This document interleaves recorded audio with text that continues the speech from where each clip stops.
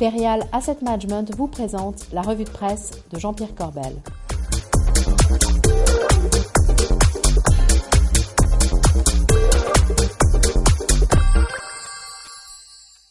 Bonjour, c'est mardi et c'est la revue de presse avec Jean-Pierre Corbel. Jean-Pierre, bonjour. Bonjour Bogdan. Ça va? Non. Qu'est-ce qui se passe? Mais je me demande où sont les boules. Les boules, ça veut dire quoi? Vous parlez des marchés financiers? Oui, voilà. Vous vous souvenez, j'étais revenu de Patrimonia très optimiste, ce qui chez moi est pas commun quand même. Et pourquoi j'étais optimiste? Parce que tous les gérants m'avaient déclaré être boule sur le salon Patrimonia. Boule, ça veut dire positif, vous le savez. Comme Nina Hagen au salon. Eh bien, regardez cet article dans Les Échos. Le CAC 40 a vécu la semaine dernière sa pire semaine depuis 2 ans. Dans un mouvement mondial, l'indice décroche de près de 5% sur la semaine, avec un nouveau plus bas de l'année, tandis que l'indice de la peur, le VIX, renoue avec ses niveaux de décembre 2012. À Patrimonia, Bogdan, il n'y avait que 3 gérants qui m'avaient dit être inquiets. En tout cas, il y avait MNG, BNY Mellon et Sony. Et tous les autres, eh bien, péroraient leur optimisme.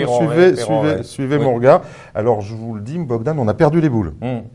Et Carmignac, pourtant, vous l'aviez bien annoncé, là. Ah oui, alors la semaine dernière. Les premiers à réduire leur exposition. Exactement. La semaine dernière, je vous avais donné l'annonce. Ça faisait le buzz, effectivement. Carmignac qui a baissé massivement son exposition action sur Carmignac Patrimoine. Écoutez Didier Saint-Georges sur BFM. Vous avez d'un côté un secteur public, les États qui, eux, sont très endettés, mais vous avez une épargne dans le secteur privé qui, elle, pourrait s'investir, mais ne s'investit pas parce qu'il y a un manque d'opportunités tout simplement dans la zone euro. Donc effectivement, on pourrait imaginer que la zone euro et donc la monnaie européenne soit la monnaie de financement d'investissement en dehors de la zone euro. Et effectivement, ça créerait une sorte de faiblesse un peu structurelle de la zone euro. Alors des injections de liquidités par la BCE et qui vont vers les marchés émergents, ça a l'air d'un petit flop quand même. Oui.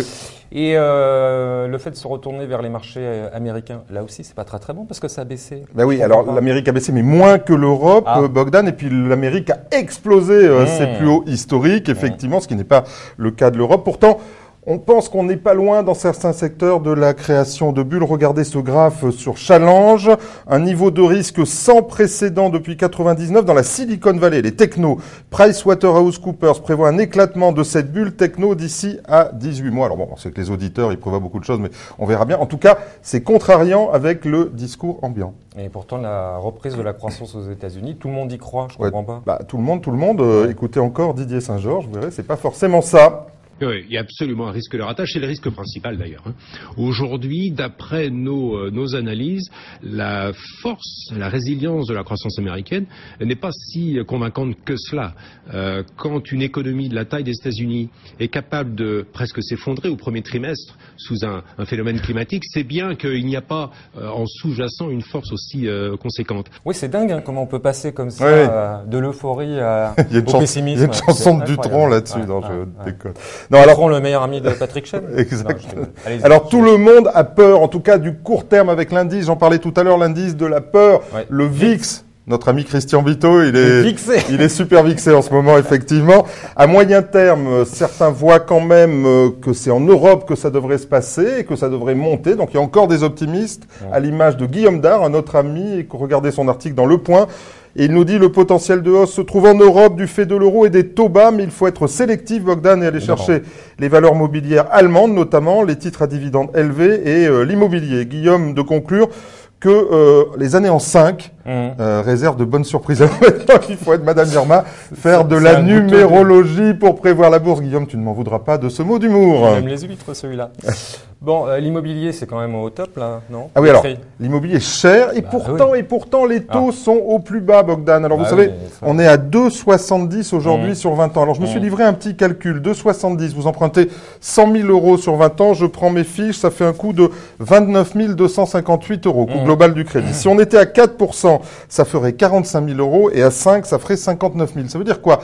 Ça veut dire que malgré des prix très élevés, le coût du crédit fait un amortisseur à la baisse des prix. Donc, en tout cas, pour les investisseurs, c'est peut-être quand même un bon moment pour investir, en tout cas à crédit, parce qu'autrement, faut pas, c'est trop cher. Ouais, justement, si on parlait un peu budget. Alors, je vous l'annonçais la semaine dernière. Le budget, on n'est pas sûr qu'il va y en avoir un. Regardez cet article sur BFM. Alors, je vais essayer de prononcer son nom. Jeroen Dijsselbloem. C'est à peu près ça. Le chef de file de l'Eurogroupe a jugé que le projet de loi de finances français pour 2015 n'était pas assez ambitieux. Ça veut dire qu'il faisait pas assez de coupes. Il a également indiqué qu'il n'était pas favorable à un nouveau délai. Bogdan, le bras de fer est lancé. On a vu ce matin, enfin hier matin en l'occurrence, que le Premier ministre disait qu'il n'avait pas de leçons à recevoir. C'est un peu chaud. Non, mais le Premier ministre qui a dit que c'était dû aussi à des événements exceptionnels. Oui, qu'on dérapait aussi. Alors moi je peux vous dire, ça fait un moment qu'on dérape, on se croirait sur une piste de ski, et l'exceptionnel, eh bien ça fait 30 ans qu'il dure. Regardez, j'ai pris ma machine à remonter le temps, vous savez, j'aime bien. Ah, oui. Et on va retourner en 1983, une génération. Regardez, c'est Monsieur Chirac.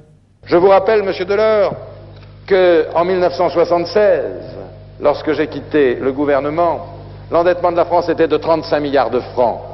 Vous l'avez porté, Monsieur Delors, à 300 milliards pratiquement. C'est tout de même une sacrée différence. 300 milliards, dit-il, Bogdan, ça fait une sacrée différence. Alors, sauf qu'on était à 300 milliards de francs. Aujourd'hui, l'endettement, c'est 2000 milliards d'euros. D'euros, ça fait 13 000 milliards de francs. 13 000 milliards en une génération. Juste, il faut se rappeler de ce chiffre quand même. Ça donne mal aux dents. Hein. Allez, top, flop. Allez, top. Eh bien, on va le faire le même. En une seule brève, un top, flop à la société d'assurance Cardif.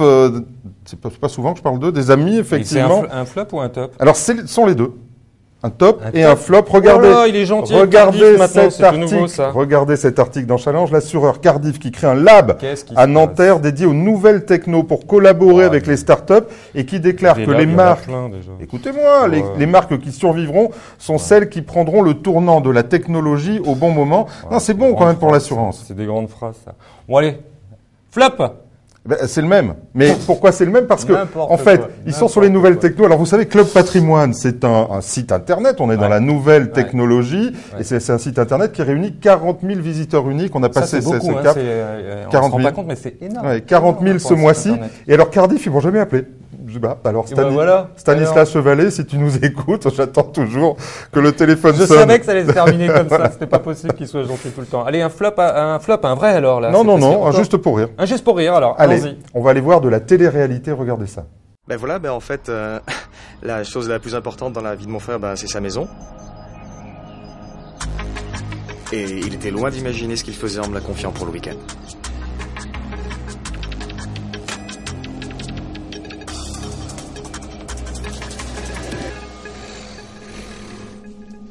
Elle est où la balançoire?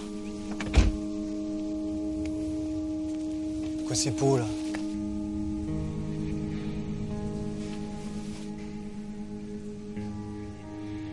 Je vois pas le rapport avec nous là. Oui, alors maintenant, on va regarder la fin du film. Regardez. Ah, d'accord. Vous cherchez quelqu'un ou quelque chose? Sans les notaires pour garantir votre propriété, cette caméra cachée pourrait devenir une réalité. Une vie sans notaire, c'est vous qui en faites les frais. Eh bien voilà, les notaires, ils y vont fort quand même. Alors ils nous expliquent que s'ils n'étaient pas là, eh bien le week-end, les gens viendraient nous piquer notre maison. Je suis pas sûr que dans les pays où il n'y a pas de notaire, soit exactement ça. En tout cas, ils se défendent bien, on peut le dire. Et puis, ce film, il a le mérite d'exister. C'est une profession qui sait se défendre. Et Jean-Pierre, franchement, on comprend pourquoi les notaires sont connus et les CGP le seront jamais. Oui, en tout cas, ils donnent. Alors, ils sont pas connus et après ils s'étonnent. Quand on fait ce genre de film, ça marque quand même les esprits. C'est un exemple pour les CGP et ce type de com qu'il faut faire. Bravo les notaires. Jean-Pierre, merci beaucoup. C'était un plaisir, comme d'habitude. Quant à moi, il ne me reste plus qu'à vous remercier, à vous donner rendez-vous mardi prochain. D'ici là, gardez-vous bien.